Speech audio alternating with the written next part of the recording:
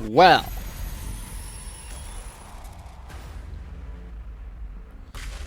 It's time to see what happens if we let Ada live.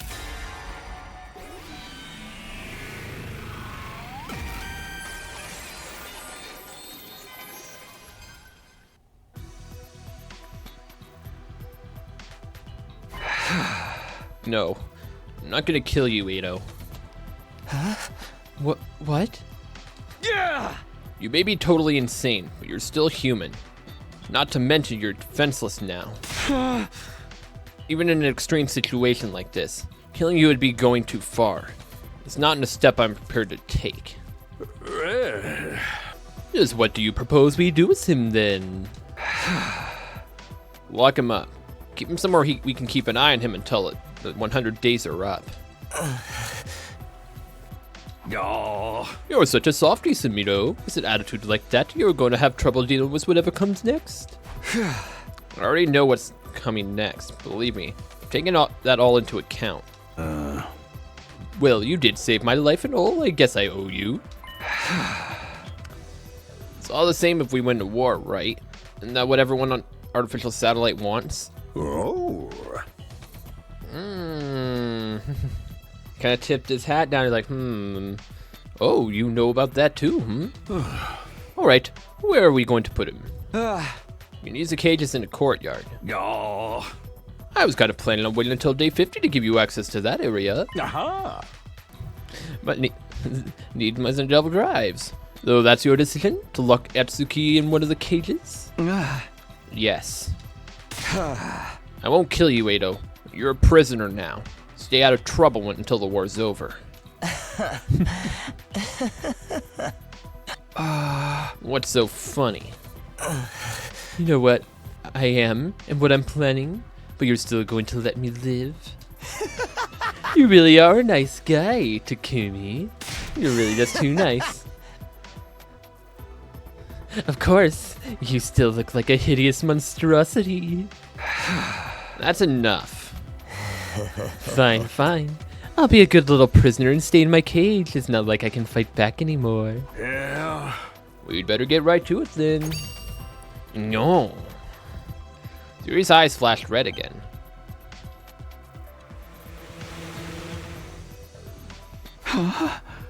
You have your own personal drones? Oh, you mean you never saw me use these? Yeah. Guess you wouldn't have if I got killed on day 2. The nerve of that guy cutting down a superior officer before I had a chance to throw my weight around. Quit griping. Just get him safely locked up. Yeah. You're the boss. See you around, Takumi. Let's hope you don't regret this decision later. Oh, I'm sure we will in some circumstances.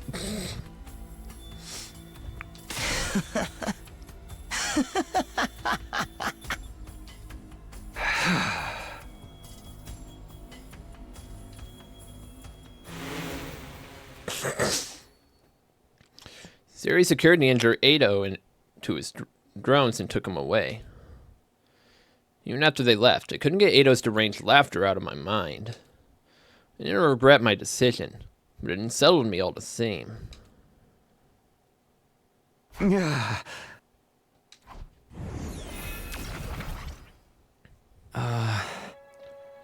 Do you think this has changed the future? Yes, I'm sure of it. Siri's alive, and Ada won't be able to sabotage us like he did before. Things will play out a lot differently now. I hope so. How are you going to explain this to the others? Will you tell them how you came back to redo the past? I haven't really thought about that yet. The team that's here now aren't the same people I fought alongside before. From their point of view, we've only just met. If I started talking about coming from the future, they'd probably think I'm crazy. Oh yeah, they're definitely gonna think you're crazy, boy. What would you do? You think I should tell them? Even with your powered up cryptoglobin and foreknowledge, you can't win this war all on your own. You'll need to work together to give mankind a brighter future. So I should tell them the truth and hope they go with it. Hearing about everything you've experienced is bound to have a profound effect on them. Maybe it'll convince the more reluctant members to join the fight, although I can't say for sure if that will be a good thing. Why's that? The more everyone's actions and attitudes change, the more things will deviate from the future you know. If you change too much, you won't be able to predict what will happen as easily as before. Right, and I've already changed a lot just by coming here. You could probably help the others avoid making the same mistakes as before without telling them everything. Of course, there's no way of knowing if that's the right choice either. You'll have to figure it out for yourself. You're the one who has to make the hard decisions now, Takumi. You'll be the one that decides what form the future takes. You're right. The future's in my hands now. I'll stand by my choices, no matter what happens, or what I have to sacrifice. Sacrifice. I'm surprised to hear myself talk like that. But it was the truth.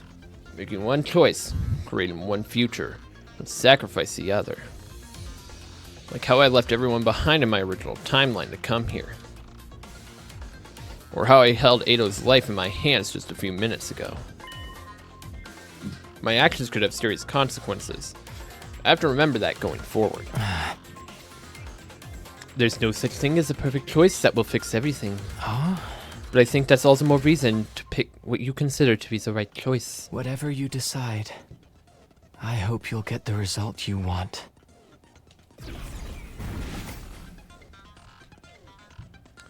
Without another word, Shion disappeared.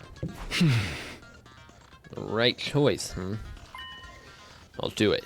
I'll figure out what the right choice. Figure out the right choices and guide us all toward a happy ending. Nah, that ain't happening. We're gonna go make terrible decisions first, 100%. And so, my second attempt at my second day at Last Defense Academy drew to a close.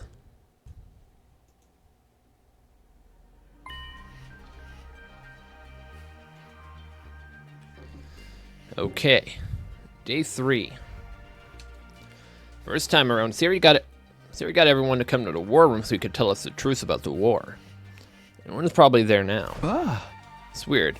I feel a little nervous. They all mean so much to me, but I'm practically a stranger to them. This is going to be interesting. Very interesting indeed.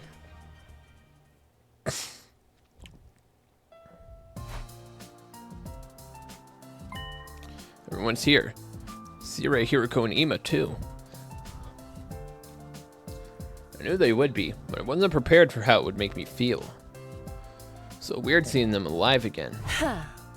Eito's not here. What's taking him so long? Maybe he overslept? Should we go give him a wake-up call, Mr. Maruko?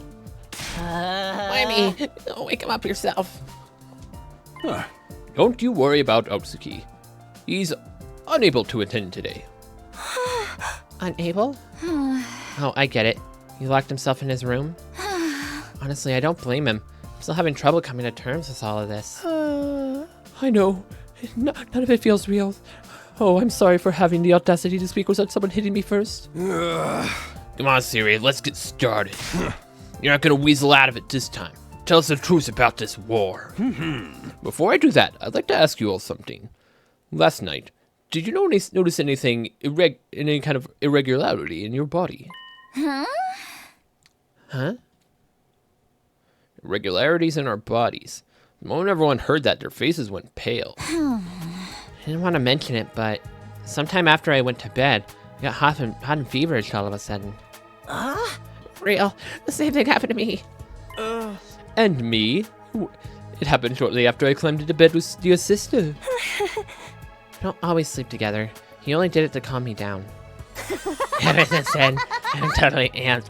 Like I chucked a 50 million energy drinks or something. Yeah, same here. Feels kind of a new power well been inside me. Oh, me too. It's the same for all of us. What was that feeling exactly? Shion was right. My cryptoglobe empowered everyone up. Sirei, did you do something to us? Sorry, but it wasn't me this time. Somebody else was responsible. Theory turned and gave me an expectant look. Everyone followed his gaze and they were all staring at me now. What's Takumi got to do with it? What's the meaning of this? Are you saying Takumi did this? No way.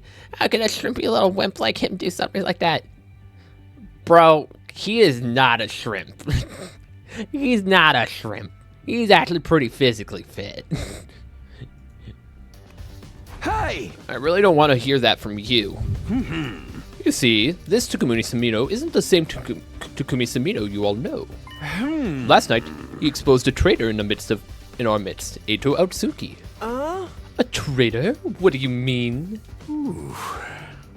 He was plotting against us. He was going to kill me and sabotage our side's war efforts from the inside. What? No freaking way. Why would Eito want to do that? Otsuki is abnormal. Otsuki is abnormal. Unbeknownst to us, he was born with a profound hatred for all humanity. He was going to use his opportunity to wipe out the entire species. If we were gonna start killing each other, it would have been the perfect to have around. But thanks to Samino's quick thinking and bravery, his plan was exposed and I emerged from the experience unharmed. How heroic. I didn't think you had it in you, Mr. Samino. Like, not even a little.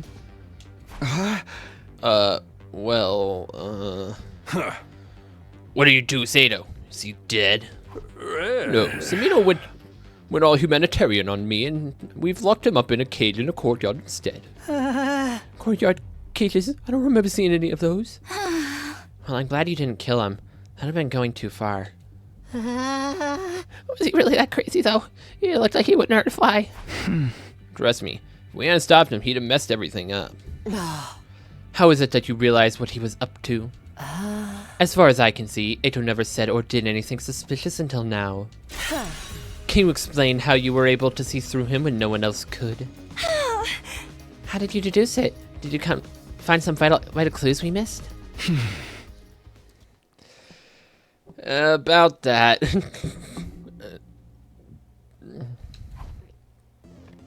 Everyone looked at me again, waiting for an explanation. Looks like I've got another choice to make. Do I tell them about coming from the future or not? Should I tell them everything so we can move forward together? Or should I protect them from the truth and figure out another way to help them? It's all up to me. What do I do here?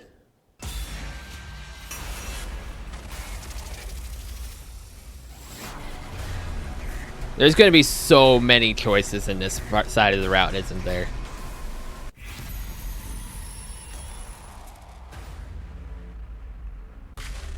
And given the setup, the bad choice would be no. Like, obviously the game, for positive progress, we want to hit yes. But I don't want to be positive first. No.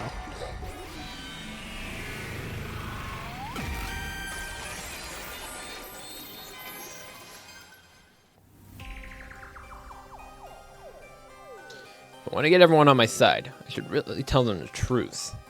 But it's not like they'll all believe I'm a time traveler right away. Even if they did, it would come with its own problems.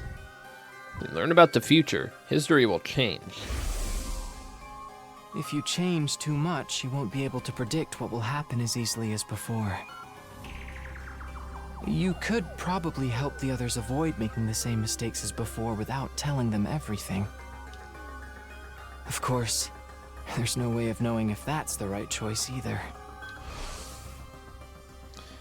Being able to predict what will happen next is a huge advantage. I didn't want to lose that, especially not if it could help me guide everyone toward a brighter future. With that in mind, I did the only thing I could. Why'd you clam up all of a sudden? Answer us!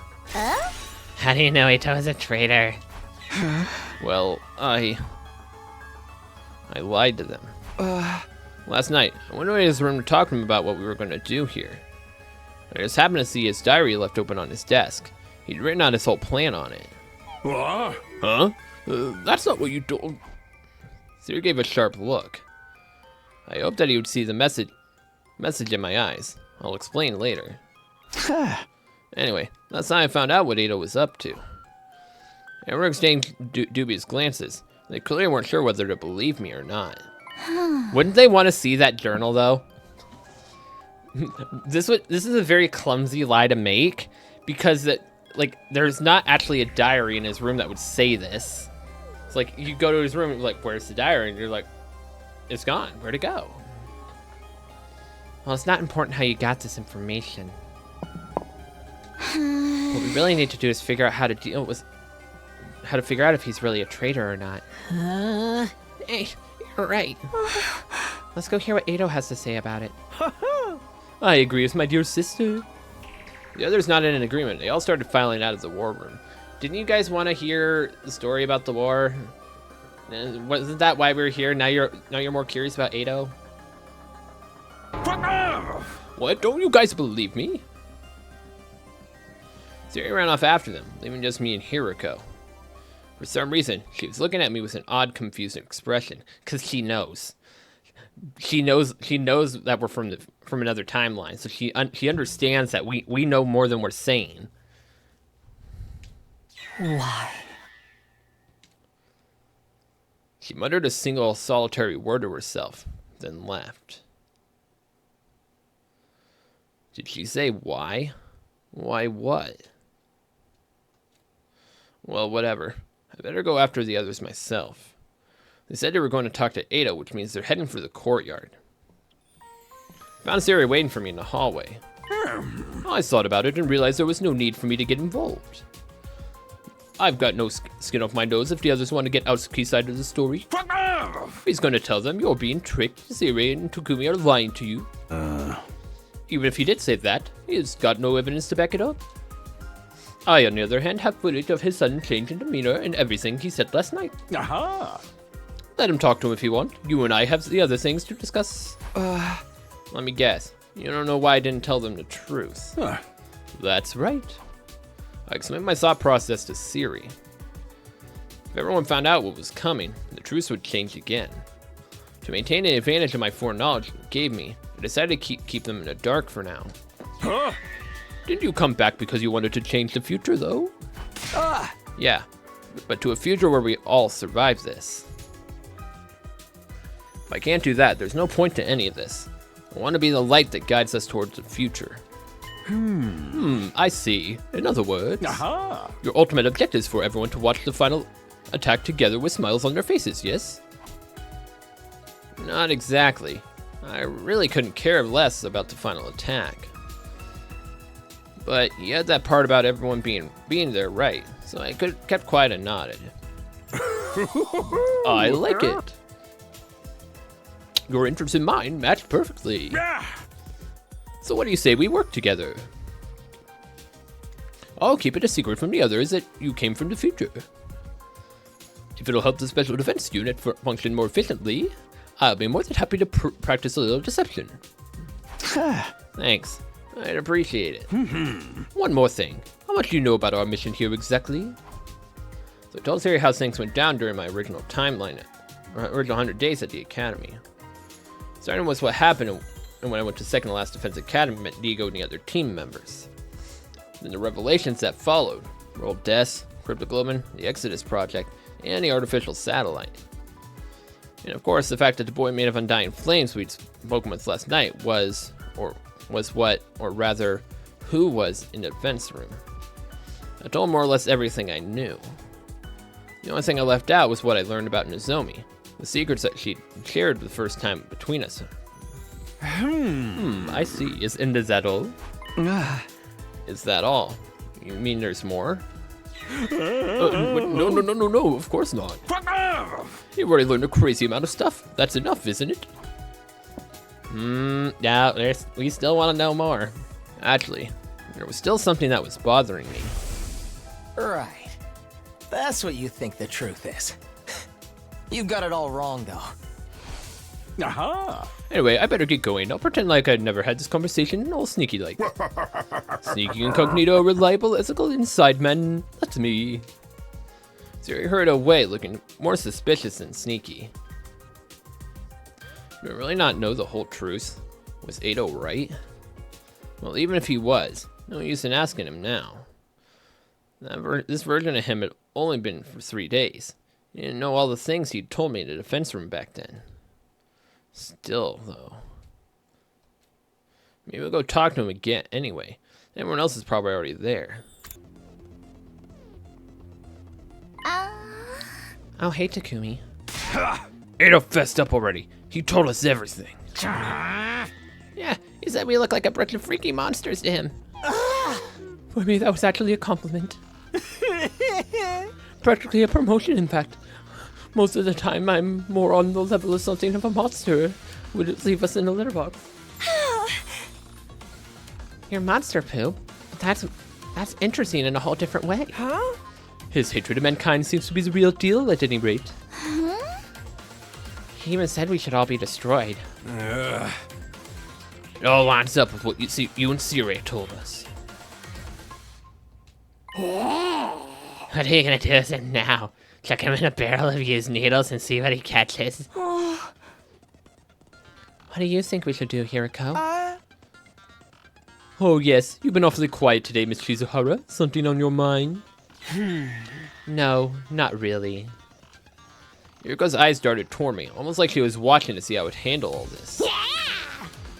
I'll go along with whatever you say, Mistress Hiriko. Would you like his appendix? I'll hang it to you on a silver platter. Why, that's his appendix. Oh. I'll leave the decision to Takumi. Huh? Oh. You're the one who stopped Eito last night. You could have killed him then, but you didn't. Oh. I can only assume you had a good reason for sparing him. Honestly, I don't think I did. It doesn't feel right to kill another human being in cold blood. I don't know, though. Was it really all that was to it? I know an insignificant pile of monster poop like me has no right to weigh in on this. But I think we should let Eito live, too. He seems really smart. So if we play our cards right, he might be useful to us. Gotta respect life, too. Even soup stock carries the soul of the veggies used to make it. Huh? I have no idea what you're talking about. We're agreed on letting Eito live, then. He shouldn't be a threat as long as he stays in his cage. It's got some kind of weird tech that negates his powers. Ha! So I didn't get a rip out his appendix. If this were a killing game, he'd be a perfect candidate for the first murder victim.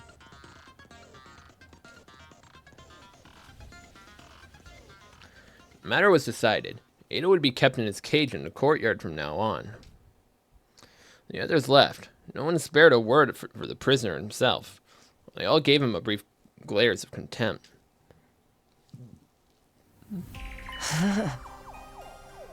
Takumi, you did come here from the future, didn't you? Huh. You seem intent on hiding it now, but that's what's going on here, isn't it? You're keeping it a secret from the others. It's okay. You don't have to explain why. I can figure that part out for myself. Unlike the rest of them, I'm not an idiot. Did they tell you my story about reading your plan in your diary?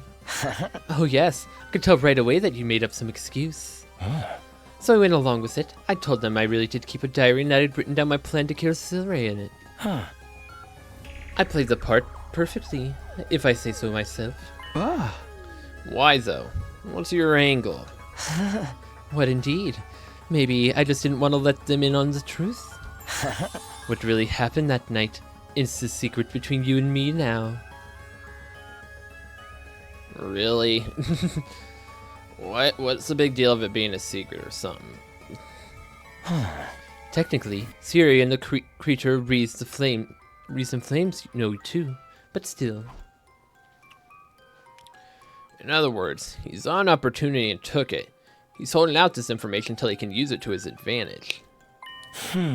Speaking of that, the thing made of undying flames. Stop right there. I don't have to tell you anything. I'm asking the questions here. The you I fought in the future said that you learned the truth about this war. The truth's not even I know. Do you have any idea what it could have meant? I'm not the same person you knew in that timeline, as I am as clueless as you are. Not that I wouldn't lie to know why humanity is forcing such an abhorrent war. Of course, you can tell the others that yourself, couldn't you?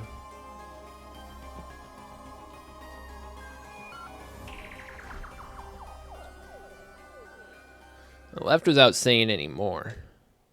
I looked back just once at Ada was watching me intently, his eyes alight with intelligence and malice.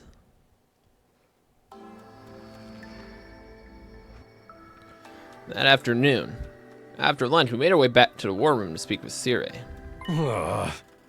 Never did get a chance to get you to spill the beans about the truce this morning. Are you going to tell us? You're going to tell us, aren't you? Well, yes, yesterday. You said it wasn't something you could decide on your own. Yeah! Which means there was someone above you calling the shots, right? Yes, but don't sweat it. I got permission. I'll tell you everything. All right, then. No time like the present, I say. Go ahead and tell us why. What's going on here? Siri nodded and began its explanation. None of it was new information to me, though. It was the same stuff I'd learned during my first 100 days. World deaths, cryptoglobin, the Exodus Project, the artificial satellite. The boy made of undying flames in his physical body in the defense room. The existence of Second Last Defense Academy and the 5 other fighters there. It all felt so familiar. There was nothing there to surprise or unnerve me. Everybody else was just as shocked as I expected, though. When it was all done, they stood there dumbfounded, trying in vain to take it all in. By the time Siri had finished his explanation, the whole day had passed us by. What exactly does this all mean for us? Are you listening? We're about to hold a killing game, duh. Nobody said anything about that. In other words, we need to defend the school for the next 97 days. When we do that, the missiles that baby have been charging up will be launched. One final attack to wipe out all remaining life. Including the invaders. And that'll stop world deaths once and for all. It's basically like winning a killing game on a worldwide MMO scale. But we ain't gonna get caught up in it ourselves. Right before the attack, we'll board an escape pod. And take off into outer space. We join to rescue humanity back on the artificial satellite. I knew you guys would get it. How could you not when I explained it so well? Iriko.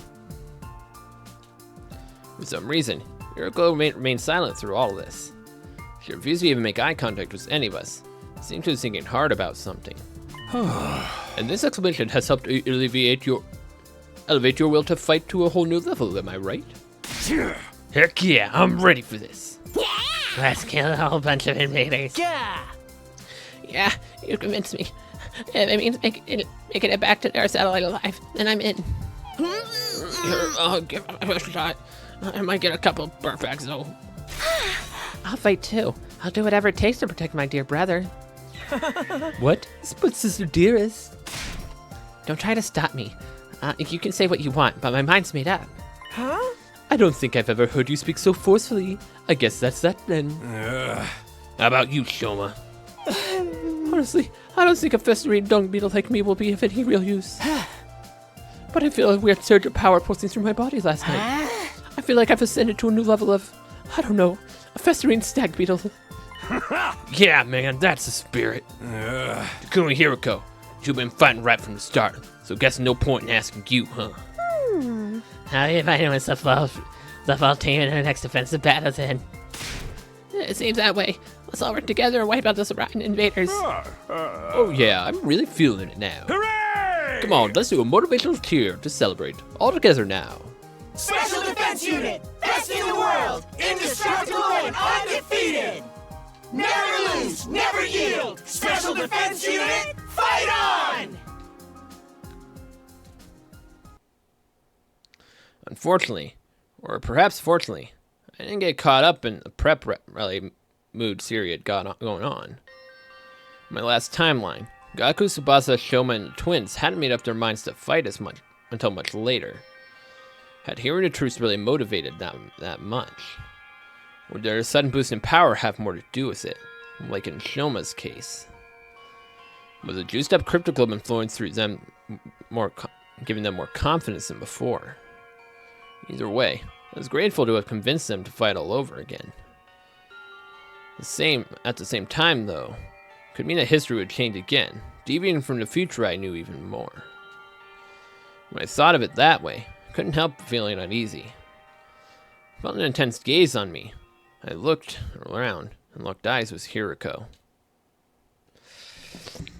Yeah, she's highly sus of us. You know, she knows. She knows the timeline. She was looking back at me with a weirdly uneasy look on her face. The meeting in the war room came to a close. After a somber late dinner, the others decided to turn in for the night. I did the same and returned to my room.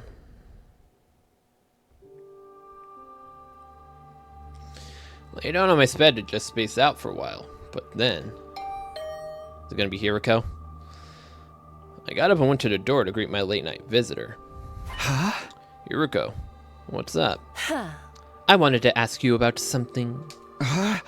Oh, what is it? Oh. After we spoke to Eito in the courtyard, I went back to his room. Oh. I searched for it end to end and didn't find any diary. I knew it. I knew someone would have to bring that up. Someone had to do it. Someone had to bring up the fact there's no diary.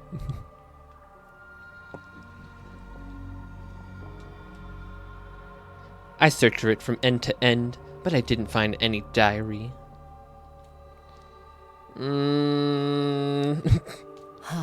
You've been lying to us, haven't you? What? Me lie? I don't know what you're talking about. You're from the future. You traveled back in time somehow and ended up here. That's how you really knew what Eito was up to. Am I wrong? Being confronted with the truth so abruptly threw me for a loop. My face tensed up, and my palms began to sweat. How can you possibly know that? I realized too late that I shouldn't have said that. It was practically admitting she was right. Yuko must have realized it too, although in her case, she seemed to relax a little. I thought so. Well, that's all I wanted to know. I'll be going for now. Hey, come back. Tell me what this is all about. I knew you were acting weird today, ever since yesterday when I lied to the others, actually. When they all left, you stayed behind and you asked why. You didn't look happy either. What do you mean by that? Just how much do you know anyway?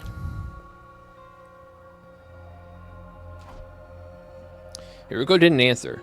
She just looked away, her brows furrowed, and she was biting her lip in thought. We stood there in silence for a while until she gave a sigh and spoke up again. Let me sleep on it. I'll tell you everything tomorrow, if I don't change my mind before then. You will? Yes. But I'll tell you one thing right now. Two, in fact. Keeping your time travel secret from the others was probably the right choice. The same goes for not killing Eito. Huh? Until tomorrow, then. With that, Hiroko left the room, leaving me alone with confusion and angst.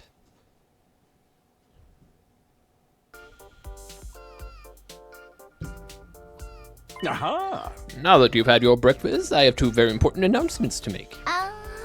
Announcements? First of all, I've decided to give you the run of the school. Every classroom is now unlocked. I originally planned to open them up little by little, but I was really touched by your show of determination yesterday. Consider this your reward. Awesome. Tips in the first try to guillotine room. Whatever that is, we don't have one here. What about the second announcement? In order to make you a more efficient fighting unit, you need a team leader. The invaders have commanders, so we should have one too. And that position goes to... Seriously, you want me to be the leader? Nobody said anything yet. Yeah, besides, it's Amito. Huh? Me? You exposed the traitor in our midst and saved your commanding officer from a terrible fate. You've also demonstrated your ability to rally others behind you. Your personality makes you the perfect candidate. What do you guys think? Any objections? I think it's a good idea. Yeah, I'm fine with it. I'll cast my vote for Takumi too. So, in my case, it's probably only worth 0.0000001% of a normal vote. It's always a Red Ranger that leads the team in those hero shows. Takumi's got red hair, so it should be fine. Sure, Takamaru, sure. Sure. My dear sister and I are in red too, but Mr. Sumito's probably the better choice. I had a vision that this would happen. Takumi will lead us toward a brighter future. Fine. Is that how you all feel? I'll step down and let Takumi take over. Nope, shut up, Kaku. I'm more the cool outsider type. How about you, Shizuhara? Hiroko took a moment to think about it before answering. Oh. I have no reason to oppose this decision. Aha! Good enough for me. Takumi Sumito, I hereby confer you as the position of Captain of the Special Defense Unit. I expect you to help your team members grow and lead them all toward a spectacular victory. What was I supposed to say? Thanks but no thanks? I don't think anyone here would have let me weasel out of it like that. Instead, I resigned myself to the inevitable nod. Okay, I'll do my best. I mumbled a half-baked acceptance. Everyone said things like, "Nice to meet you, Captain," or "Don't let us down, Captain." I think they were teasing me, though. After a few slaps on the back, they filed out of the cafeteria. Last to leave was Hiroko. Hurried over to her before she could get out of the door. Hiroko, wait. What is it? What do you think it is? We're supposed to talk. You told me you'd tell me what you were hiding today. I don't remember making any such promises. What? I said I'd tell you everything if I didn't change my mind. I thought about it last night, and unfortunately for you, I didn't change my mind. You gotta be kidding me. I've never kid anyone in my entire life. Hiroko pushed her glasses up the bridge of her nose for emphasis. She looked tired out somehow. She's like, I thought you were on my side. Your side? You didn't object when Suri made me captain. That doesn't mean I approve of you. I just thought that if you were leading a team, it would make things easier for me. Much better to have a figurehead in place so no one will bother me. A figurehead? In other words, you're a puppet leader. You could have just taken a position yourself. I'm really not the type to take the lead. Besides, I've seen this play out before. What are you talking about? She's pointing out that she knows the timelines. She's like, crap, I said that out loud. Forget about what I said last night. Just move forward and do whatever it is you believe is best.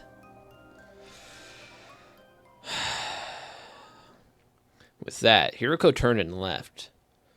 Clanking of her heels echoed through the cafeteria, down the hall, and eventually faded away completely. Couldn't stop thinking about what Hiroko had said. How did she know I traveled back in time? She told me to forget about it, but it was easier said than done. Couldn't focus on anything else. My mind kept drifting back to this mystery. I needed to get the truth out of her. There had to be a way to convince her to tell me what she knew. Having decided that, I wandered around the school looking for her. By the time I actually found her, the sun had already started to sink into the western horizon.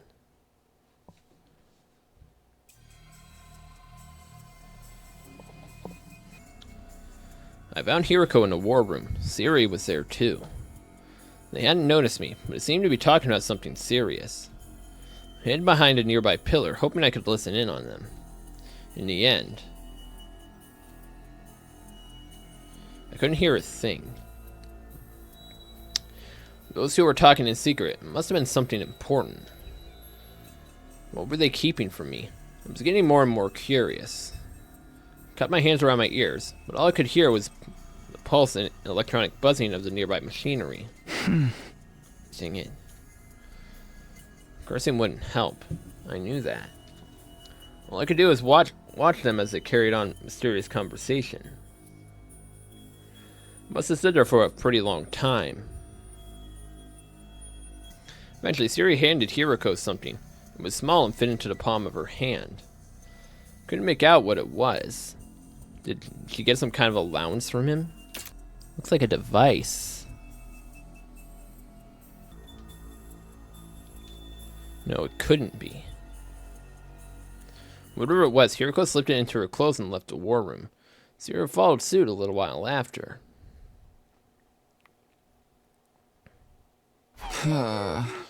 All that time I didn't find out anything useful. What could Hiroko have been talking to Siri about? What was that thing he gave her? Should go after her. Still have so many questions that need answering.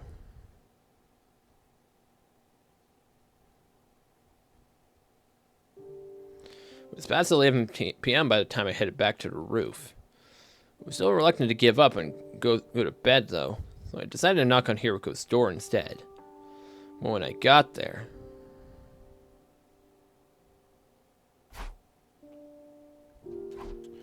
there was no one there. It was like Hiroko had just disappeared completely.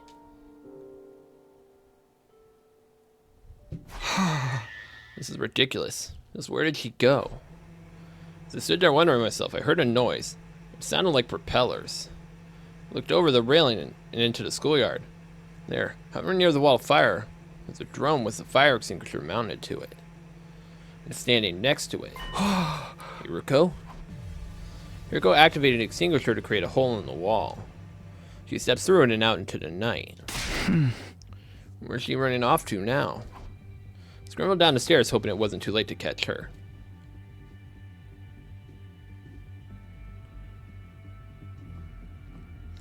I arrived in the entrance hall, and sure enough, one of the fire extinguishers was missing. I grabbed the remaining one and headed outside.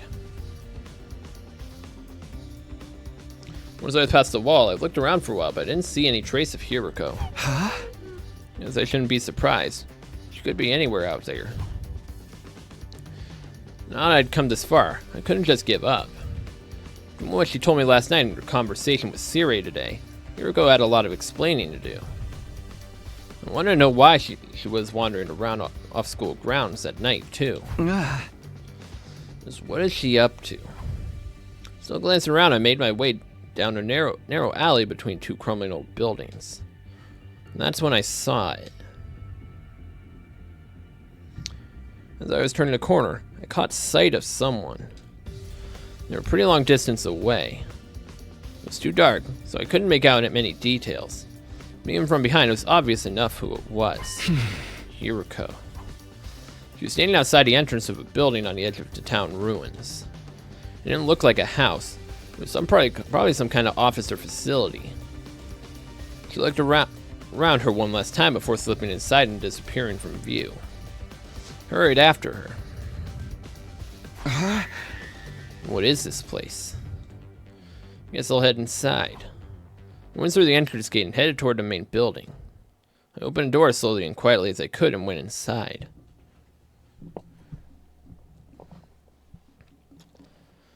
Right away, I noticed that one of the doors in the hall was slightly ajar, and light was spilling out from the room beyond. I crept closer and peered through. What the... My hand shot up to cover my mouth. I almost said that out loud. Hiroko was in there all right, but she hadn't noticed I was here yet.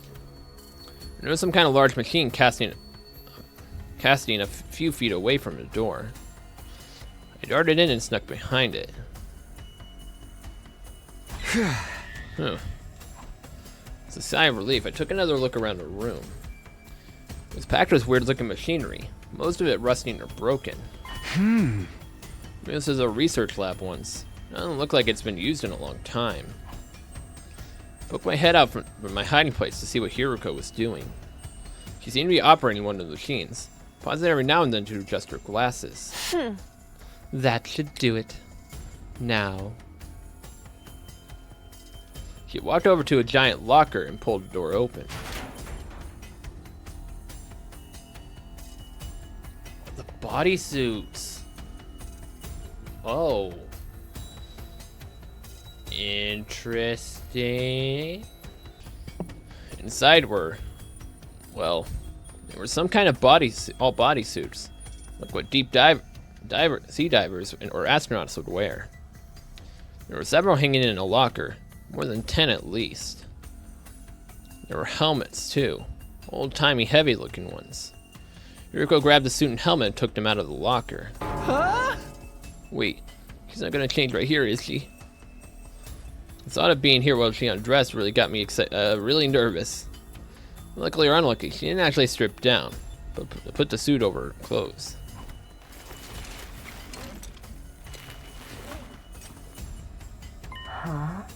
There, ready to go. I'm running out of time if I don't make the leap soon. Did she say leap? What was that all about? At the back of the room was a control panel of some kind. Yuriko walked up to it and brought her fist down on a big red button. That done, she stepped up to a circular platform next to the machine. She got to the center of it and stood there. Then particles of light started to fill the space around her. Huh? Wait a minute. What the heck? I had no idea what was going on, but my pulse was racing. My mind was drawing a complete blank. There was this one thought in my head. One thought and a rising sense of panic. Yuriko was going to disappear. I'd never see her again. I couldn't let that happen. Hiruko!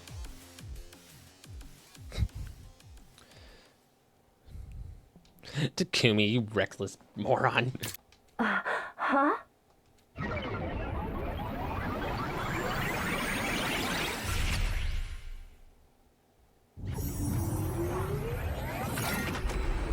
What is happening? I'm not really sure what happened after that. When I came to,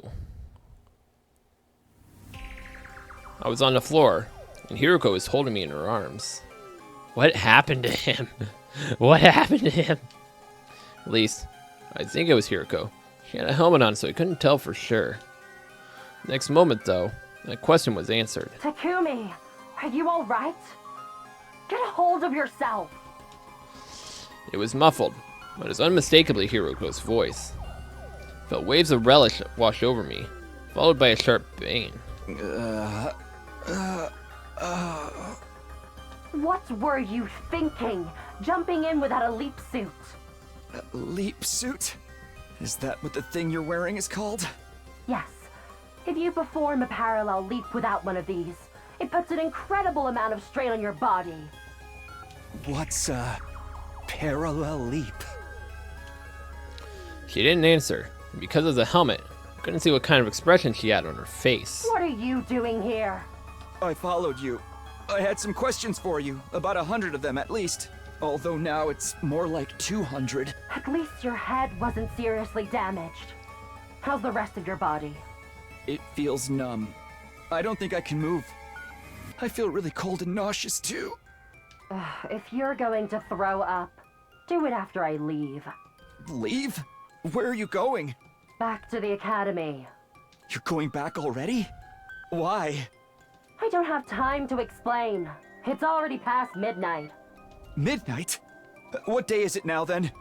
Day 5, technically. Late night, day 4, or early morning, day 5? What does it matter?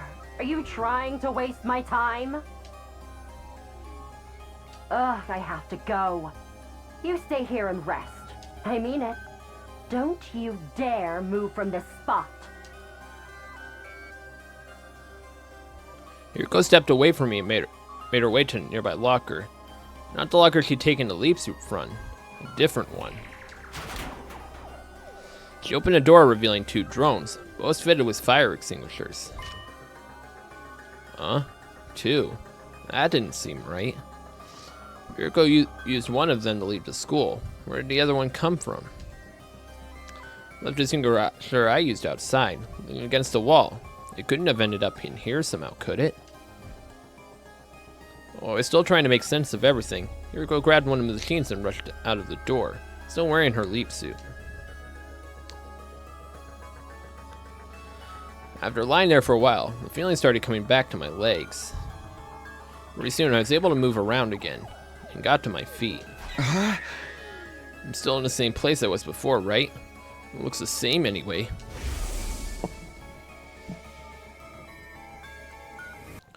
What happened when I dove into the circle of light after Hiroko? And how long did I black out for? It didn't feel like very long, a minute at most. What could have happened during that minute? What are you thinking about it now? I should go after Hiroko. Bro, she just told you no. Went to the locker and took out the other extinguisher and drone. The pain hadn't completely faded yet, but I pushed through it and made my way outside.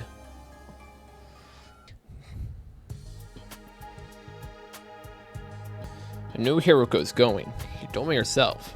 Back to the academy. Still don't get why, though. Hiroko had left the school in the dead of night. Went to a weird research lab, then went right back to the school again. What was she doing? What was it all for? Kept pondering these questions that I made my way through the ruins.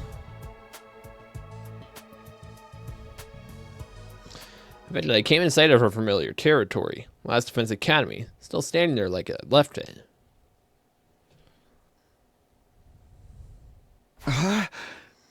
Now, where's Hiroko?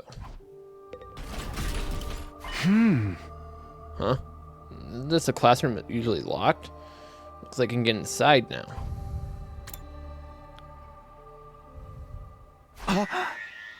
Huh? What is that? Several desks were lined up in a strange classroom. There was something lying on top of one of them. Something vaguely human-shaped under the sheet. Slowly walked up to it, grabbed the white sheet, and pulled it off.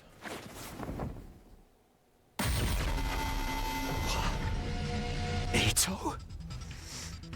So, she leaped to the alternate form of events where we have Eito dead? No, it can't be. He was shut up in his cage. There's no way he could have gotten out. So then how? How did he get here? And why is he dead? Before I could do anything, a loud noise erupted from somewhere else in the school. It sounded like it came from above me. Confused and bewildered, I rushed into the hall and up the stairs.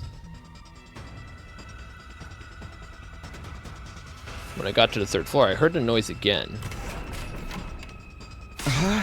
It's coming from the infirmary. Somebody was collapsed in one corner of the room.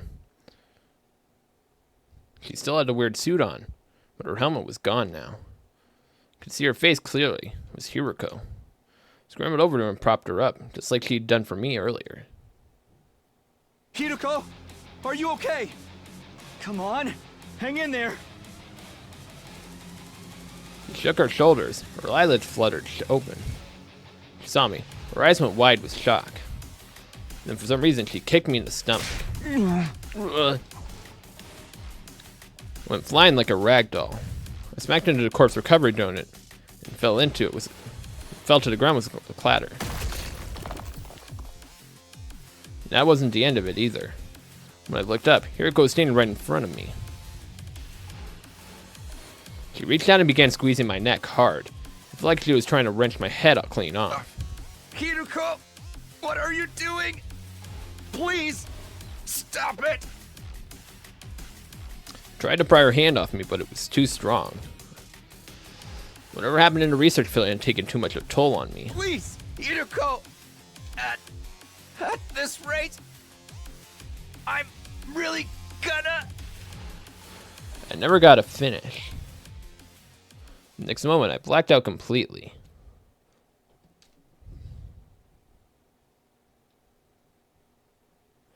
I don't know how much time passed after that. My consciousness drifted back at some point for a little while. Everything was still kind of fuzzy, though. My vision was blurry. It was hard to make out what was going on around me. I had a vague impression of someone standing in front of the Revive-O-Matic. It was Hiroko. There was a corpse recovery drone on the floor next to her. Was somebody inside? I couldn't really tell from where I was. I tried to sit up, but in the state I was in, I couldn't even lift my head. So I just lay there and watched. The last thing I saw was a recovery drone getting sucked into a larger machine. And then everything went black.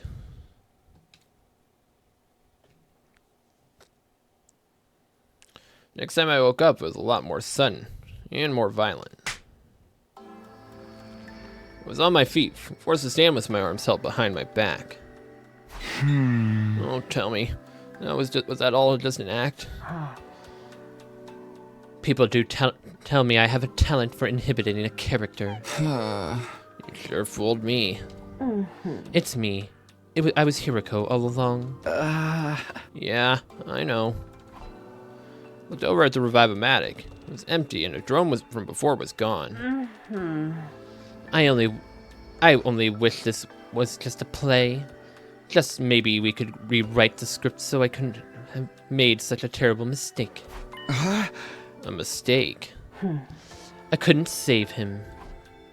I had no idea what Hiroko was talking about, but it felt like it would be a bad idea to press her. Her voice was small and fragile in a way I hadn't heard before. Well, we're done here. Let's get going. Huh? We're going back. Back to where we belong. Wait, Hiroko, tell me what's going on. Why are we going back there? You mean the lab? This is some kind of research facility, right? What kind of research did they do here? Hiroko wouldn't answer me. She just kept going, leaving me to no choice but to follow her. Hiroko, please tell me what's going on. I'm so lost. It's bad enough that we're in this weird lab. And also, I saw a body back at the school. A body? Yeah, it was Ado. I saw him with my own 2 eyes. He was in the classroom on the 2nd floor. He'd been drained, but he was just a dried up husk. I see. Is that all? You weren't shocked by that? Not especially. Seriously? Hiroko turned away, shutting down any further conversation. She began flipping switches and turning dials on different pieces of machinery around the room. I trailed after her, asking question after question, but she ignored me and kept working. Then she opened up the large locker. Put this on. That was the most she said to me in a while. Oh. Well, how do you like it? You called this a leap suit, right? See how it is adjusted to fit your height? That's one of its special functions. It will automatically shrink or stretch to fit the dimensions of whoever wears it. Not like I'm insecure about being short or anything. Well, we should get going. Hiroko stepped away from me. She pressed the red button on the control console and stepped into the round platform like I'd seen her do before. Come on, hurry. She barked an order at me and I instinctively complied.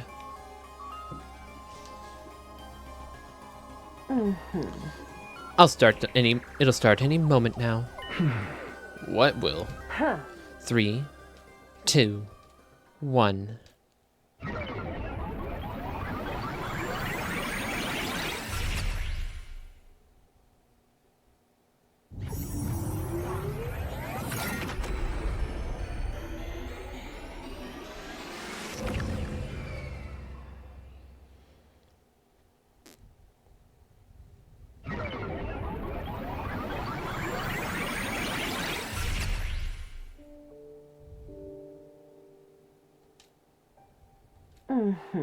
It's done. Huh? Let's head back. Back? What? Back where? Are we gonna go through this every time? What else would we be going back to? Yuriko stepped off the platform and hung her leap suit in the locker. I did the same. Still totally at a loss of what was going on. Don't tell anyone what you've seen here today. You understand what will happen if you do. Beyond her glasses, her eyes filled with murderous intent. I gulped nervously and nodded. It was around 4 a.m. when we got back to the school, and it's still dark. My list of questions I wanted to ask Kiriko was fast approaching 300. I didn't have the energy to bring any of them up. My body got put through the ringer at the lab, then kicked and strangled shortly after. It's no wonder I was exhausted. He still didn't apologize for any of that. Oh well, only one thing to do now. I went back to my room and fell into my bed. All of a sudden, I felt more tired than I had in a long time. I allowed myself to relax and soon fell into a deep sleep. I woke up and went outside, realized I must have slept most of the day away. I didn't feel tired or beaten up anymore, but my head was still fuzzy as ever. Not so much as fatigue as the 300 or so questions rolling around in my mind. For now, I decided to focus on just one of them, and I knew which one. Ado. Huh? Ado, you're... What's the matter, Takumi? You look like you've seen a ghost. Not that I've ever seen a ghost for myself, or seen how you look when you've seen one. When you think about it, isn't that little expression a little problematic? I mean, it's hardly showing proper respect toward the dead. You're alive. In response to my comment, Ado put his hands on the bars of the cage and pushed against them. Last I checked, yes. If I were a ghost, I'd have phased out of here a long time ago. What's going on here? I saw his body just last night, didn't I?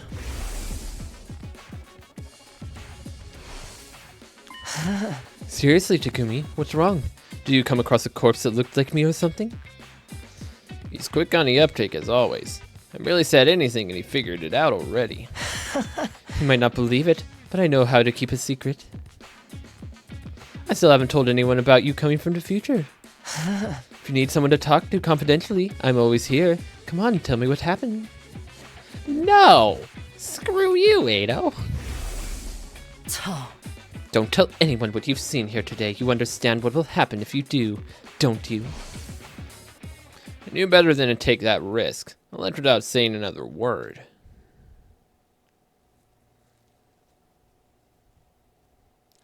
That night, there ate a sumptuous dinner in a cafeteria before heading back to their rooms.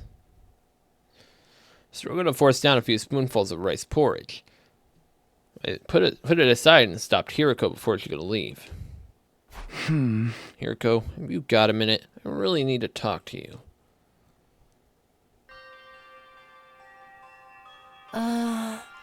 Is this a classroom? Isn't this that classroom that's always locked? Yeah, I asked Siri to unlock it for us. Why did you bring me here? This is where I found it. This is where I saw Ado's body last night. He had all the blood drained out of him. Someone must have absorbed his cryptoglobin. And then I checked again today. The body wasn't here. And that's not the weirdest part. Ado's still alive. He's in his cage like normal. I even spoke to him. And... Got us thinking, and... That's something to do with that weird lab, doesn't it? You mentioned something called a parallel leap before. That's what we did when we used the machine, right? Still don't really get it. I get the feeling that's why so much just doesn't add up.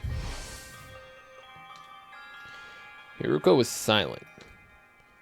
It wasn't all that surprising. The way she had been acting, I didn't expect her to tell me anything just like that. But I wasn't giving up. Instead, I ushered her into another room. Oh. Why here? You spoke to Siri about something important in here yesterday. You were spying on us? I'd prefer it if you didn't put it like that. Either way, it's not a pleasant habit. When you were finished talking, Siri gave you something. What was it? Just some tribe kombu kelp in case I got hungry.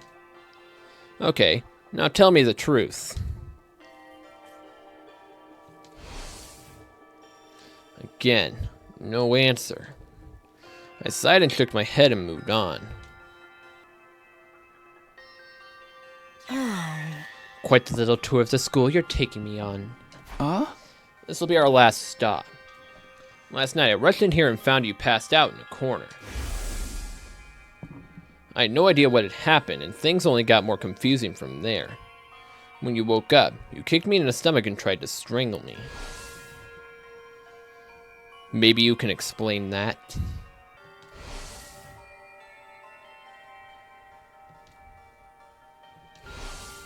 Huh? You still haven't apologized for that, you know. I didn't have a lot of choice in the matter. It was a regrettable action. An accident that nearly killed me. Fine, I'm sorry. You've got your apology. Can I go now? Hiriko is already turning a leap, but I grabbed her arm before she could go any further. I'm not done yet. If you nearly killed me, I came to just for a minute. And I saw you in front of the Revive-O-Matic with a corpse recovery drone. Who was inside that drone, Hiriko?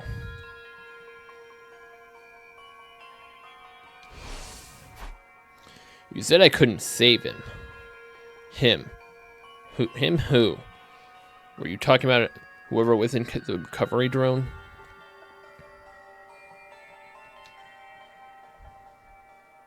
Oh. Was that all you wanted to ask? Just one more thing, and this is the most important of all. You already know that time travel exists. You knew I came here from the future. How? Hiriko pushed aside a lock of her long, silky hair and looked away. She was clearly nervous. She was biting her lip, fiddling with her choker, tapping her heels. Finally, she made up her mind and spoke up. All right, I'll tell you. You will? On one condition. Starting tomorrow, I'm going to have a lot to do. I might struggle to get it all done by myself, so I'll need someone to help with it. Huh? You mean me? Naturally.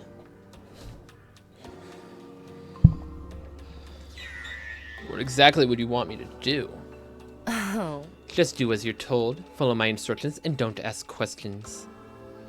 I need to be able to work in peace without stopping to explain things to you. Provided the work gets done, I'll answer all your questions on the evening of day 9. You really will this time, right? You're not gonna change your mind again? I give you my word, just as long as you hold up your end as a bargain.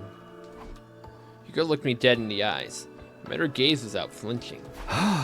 Okay, you got yourself a deal.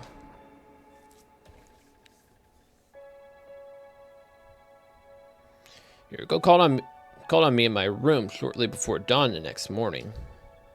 Oh? I'll get right to the point. I'm going to Second List Defense Academy today, and I want you to come with me. I'm sure you understand why we're going. Huh? To get Nigo and the others, right? Hiriko nodded. It was no surprise she knew about the other campus. Siri had explained it to everyone a few days ago after all. Hey, wait a minute. Today? You mean right now? Do you? Of course. It's not even 4:30. Time is of the essence. We need to get back here before tomorrow. Tomorrow was day 7. That was the day the first commander we faced came back to fight again. You mean for the battle? How do you know about that already? And that's the penalty. I told you not to ask questions, or are you really incapable of holding up your end of the deal? Girl, you have to know Takumi's gonna want to ask questions. Reluctantly held back the torrent of questions welling up inside me. Oh. Now, go and wake up the others. Huh? We'll need more than 2 of us for this journey. We'll put together an excursion team. Okay, but why do I have to be the one to do it? I said no questions. I know, it's such a pain, isn't it? Are you starting to see why I made you captain now?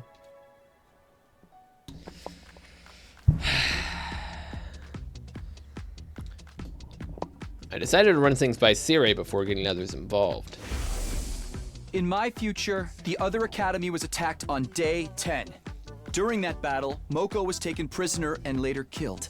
It's better for us to avoid losing soldiers if we can help it, right? So I was thinking of going there and bringing them back here. Why so early in the day, though? Huh? Because there will be an invader attack here tomorrow. We'll have to leave soon if we want to make it back in time for that. Siri spent a few minutes thinking over the matter. All right, I'll allow it. Thanks. There's one thing that's worrying me, though.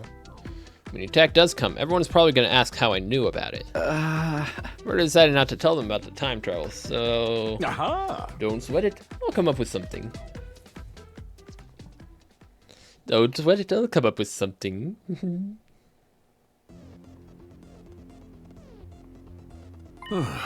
As it happens, I received word from the artificial satellite.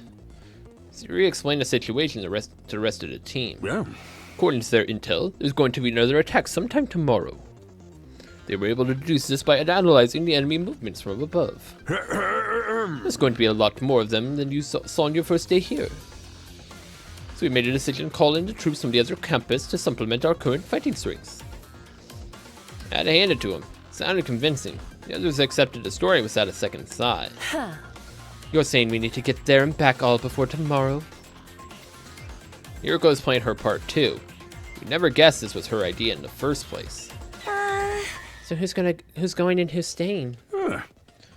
Sumino, Shizuhara, Kawana, and Ginzaki. You're on the exclusion team. What about me?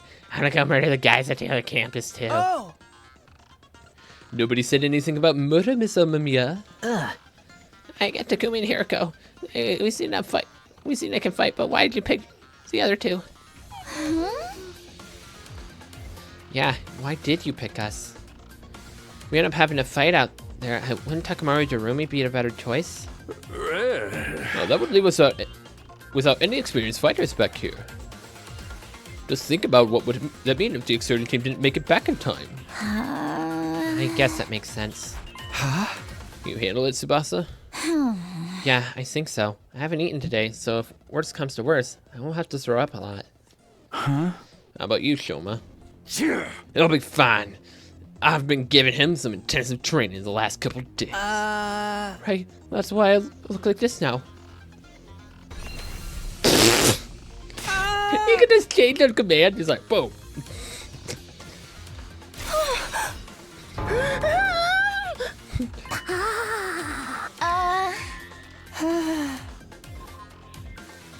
I can even control it now. I feel a little relaxed. I can go back to normal. What? Sorry, you must have found that pretty revolting, huh?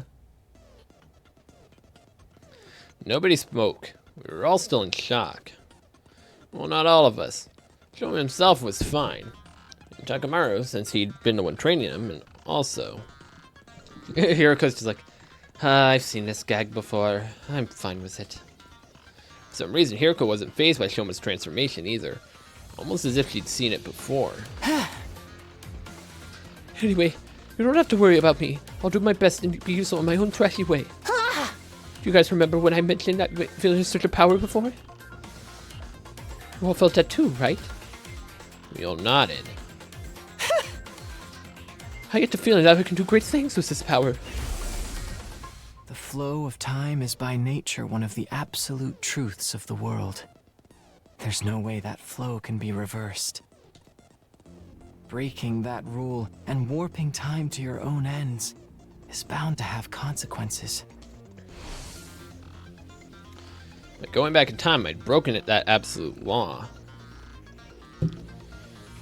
The resonance effect that made everyone stronger was already having consequences I hadn't counted on.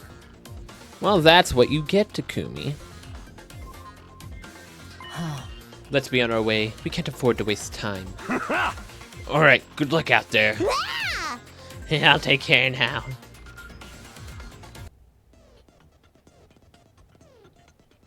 With that, the members of our external team went to the war room for an additional briefing from Sire. Apparently there was a shortcut we could take by putting the flames out in strategic places.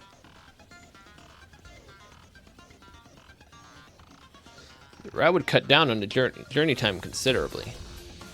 It's not the kind of round trip we could make in a couple of hours, though. If we made it back before sunset, it would be enough for me. Is everybody ready? Yes. Ready? I don't know. Well, we'll take good care of the place while you're gone. Let's go. Wait, I still need to go to the bathroom. We're in the map. Shortcut is Right over there. how do you know that?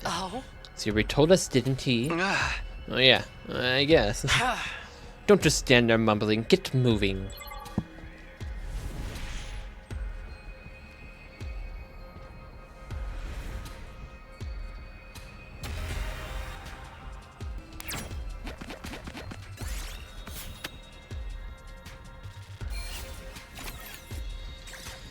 All right.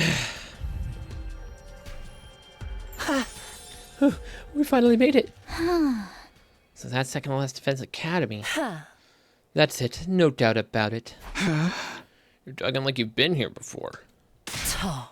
I thought I told you to not ask questions. Do you want another penalty? A penalty? Don't worry about it.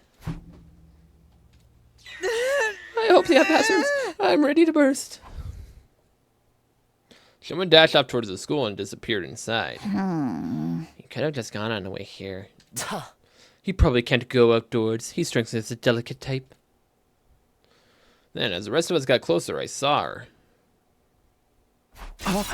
Nozomi. My pulse started racing. My breathing got heavy. I felt an uncomfortable burning in my chest. Nozomi was alive. She was alive again, right there in front of me. So I was thinking I almost reached out to touch her. But I fought that impulse and pulled it back. Right. That's right. This is the moment I've been waiting for. The whole reason I made this trip. It wasn't because Hiroko told me to. Even if she hadn't, I'd have insisted on coming anyway. This is all. See Nozomi again. This time I do whatever it took to protect her. You must be Takumi, right? Huh? And you two are Hiroko and Tsubasa? I don't understand. Sire called ahead and said we were coming. How do you know our names? Hiroko, Tsubasa, and I shared confused glances. But then... Oh dear, I am most terribly sorry. We're here to greet you here. We're here to greet you. Greet us. We had to help Kyoshika get her sword out of her you-know-where. Technically, it was her sword sheath. But it was stuck in there pretty tight. Took a while to pull it out. Her you-know-where? You don't mean... Please, don't get the wrong idea. It was logged in a drain pipe in the bathroom, that's all. Why was it in the... What? Why is it in the drain pipe, Kyoshika? Lady Kurara thrust the Holy Kimochi sword sheath in the moment of impish high spirits. It was clogged. What was I supposed to do? That is just what you... Just what do you think my beloved sword is? Well, I know something you use it too. Rah! Don't say another word. Whoa, back up a minute. Can you answer our questions, please? Yes. What's all this about you coming out to greet us? We received a communique from the Honorable Siri, you see. I see. So basically, Siri called ahead and let you know to expect us. Not just that, he told us the other stuff he's been keeping secret too. He explained how the circumstances have changed. Wait, I still don't get it. If Siri could contact you, why did we have to come get you? He was only able to get in contact a few hours ago. The electronic interference had been rather fierce as of late. But you know what's going on now?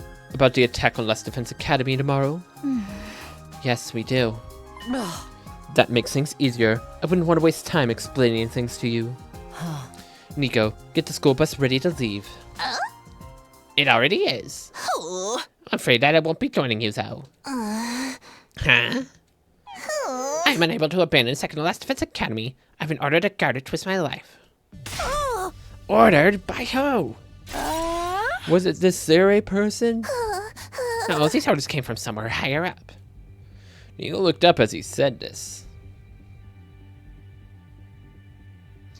But the huge celestial body in the sky, lit with countless machine lights, the artificial satellite. The enemy hasn't realized this school is only a decoy yet. Sooner or later they will attack it. When that happens, are you planning to self-destruct? Oh my! How did you know? Sorry, but I won't allow that. We can't afford to lose you. If I thought Hiroko was showing a softer side of herself, I was wrong. The very next moment, she dashed toward Nigo and brought her heel down on his head viciously. Yeah. But what the? Oh, that was sweet. I wish I could do an axe kick like that. Nigo fell to the ground with a thud, still scattering sparks from the top of his head.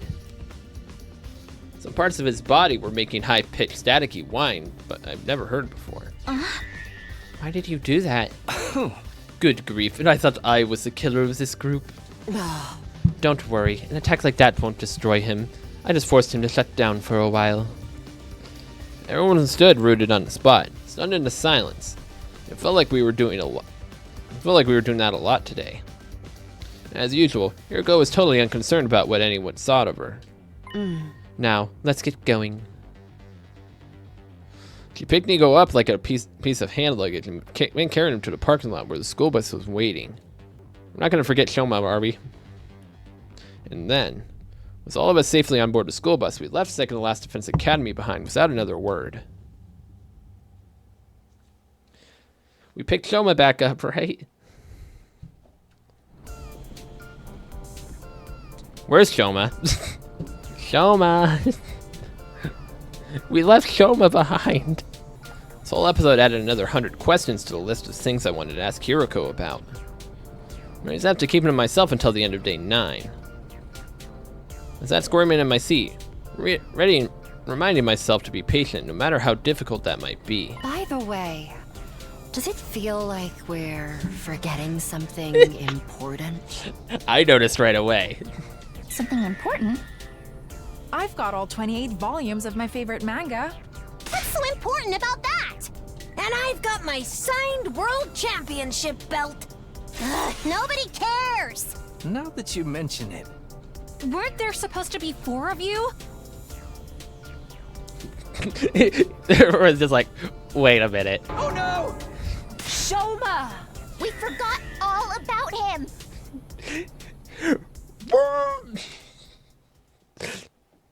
We made a U-turn and rushed back to Second to Last Defense Academy. Sure enough, we found Shoma in the courtyard there, tears streaming down his face. We picked him up and made a fresh start for our return journey. It's fine. Really, I don't mind. It's no wonder you'd forget about me. I know my existence is about as flimsy as a 0.01 millimeter thin piece of rubber. That's not true. Did you actually understand what that meant? Not exactly, but I kind of got the gist of it, you know? There's only one thing you can use a rubber that thin for. Yeah. Covering your mouth with it so we don't have to hear you. Don't say it! Spend the rest of the journey doing our very best to cheer Choma up. Eventually, we built his self-esteem back up to its normal, albeit still low level, and Last Defense Academy came into view on the horizon. Y'all made it back. That's a relief. Were you worried about us? No, I was just... Never mind, it ain't that important. He's been pacing around the school in a tinsies the whole day. That's just part of my training routine. Today's leg day, that's all. So those guys with you are... That's a faceless NPC squad. Hello there. My name is Nezumi Kirifuji. No. I'm TheLordShiro, the apocalyptic maiden of destruction. Kyoshika Magadori at your service. Bow your heads, peasant. I am Kurara Osasuki, the great and powerful. And I'm Yugamu Omukage, teenage assassin, hopeless romantic, and all-around nice guy. They're all total distinct characters. Maybe they're a little too distinct. We gotta introduce ourselves too, or we'll look boring next to them. That's alright. Nico already told us all about you. Nico, is that the little critter in the red beret? Yes? I am second to last Defense Academy. You're basically Siri's underling, right? He filled us in on you guys from the second campus already. Anyway, let's get started. There are else for the killing game, Siri. There was no killing game. We have a battle coming up tomorrow. Now that introductions are over, we should rest up until then. You guys are really gonna fight with us? You know it. We'd scarce come all this way to deny you just now. The team from the other academy had discussed their resolve on the way over. After Nico told them about World Desk, Cryptoglobin, and the Exodus project, and the artificial satellite, there were no doubt what they had to do. From here on, we just protect the baby in the defense room until day 100, right? Yes, the missiles have been charging up. Well, they launch in all directions. All the invaders will be wiped out, and that will be the end of World Desk. Right before we shoot off in the escape pod to meet back up with the rest of humanity on the artificial satellite. What possible reason could we have for refusing to help? We make it through these 100 days, and everyone's stories end happily. We're all with you all the way. Thanks, guys. Glad to have you on board. Our team welcomed the new arrivals with open arms. Oh, it's just melts my cold heart to see you all getting along. Those invaders are what hit them now. What do you guys say to another cheer? All together now. Special Defense Unit, best in the world, indestructible and undefeated. Never lose, never yield. Special Defense Unit, fight on! I can't put my finger on it, but something feels off. And we have a lot more teasing troubles getting everyone to work as one big team last time. He's like, uh-oh. Well, it's not like I want everyone fighting amongst themselves, so I guess this is fine.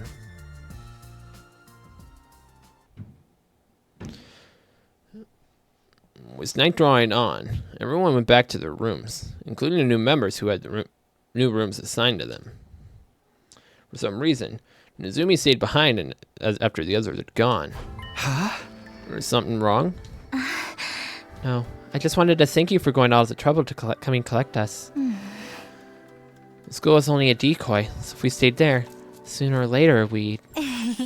Anyway, I really appreciate it. Knock it off. I haven't really done anything to deserve your things. If you want to thank me, do it after we make it through this right here. On day 100. I never expected you to say something like that. Sorry? Too corny? No, not at all. No, I agree. We'll be picking this up again on day 100. That's right. This is what I'm here for. This is why I came back to the past. To protect Nezumi. Make sure everyone survives. This time, I won't make the same mistakes. Well then, Takumi. Good night. With those parting words, Nezumi left and went to her room for the night. Thought I was alone, but then I heard a noise. I turned around, but there was no one there. Must have been my imagination. Still not totally convinced, I made my way to my room. There was a faint aroma of lavender in the air, a scent that felt wildly familiar.